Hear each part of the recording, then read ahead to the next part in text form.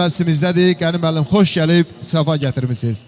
Bugün olmağına baxmayaraq, həm sənəti, həm özü dəyərli oğlan olan Şirxan Sərxanoğlu, xoş gəlib, səfa gətirmişsən və sizlərin hər birisini ayrı-ayrıqda salamlayıram, hər birinizə xoş gəldin deyirəm. Bu gözəl məclisin aparıcısı mənəm, Vüqar müəllim.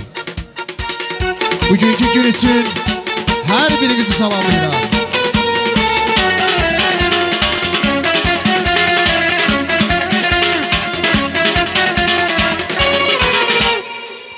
Çox sağ olun, çox var olun.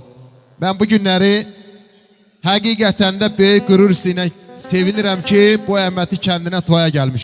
Qəni müəllim, bu eli, bu obanı sənin bir gözəl ifa ilə salamlamaq istəyirik. Qoy Nurlan qardaşımız da qonaqlarımızı tarixin yaddaşına köçsün qardaş. Məclisimiz gözəlliyi ilə davam eləsin, buyur. Çox sağ olun Vüqar müəllim, biz də öz növbəmizdə valideynlərə göz aydınlığı veririk. Kral kardeşimizin gözleri aydın olsun. Böyük toyun görəsiniz inşallah.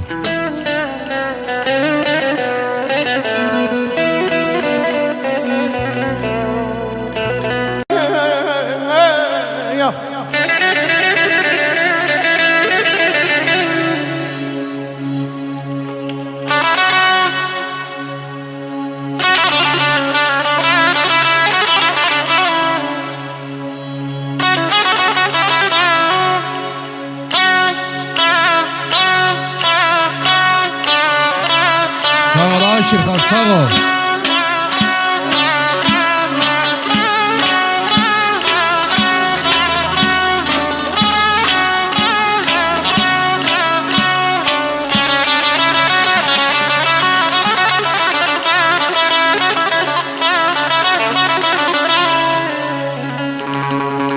Aileyli biliyip Mecnun oldum, canı yara feda bildim.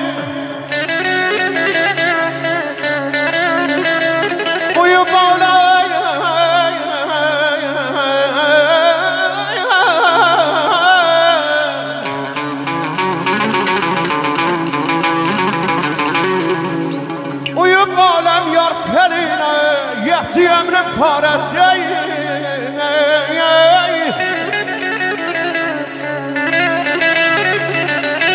İman kalbimde gamhar olup sevgi için. Ay bu sınıf gönlüme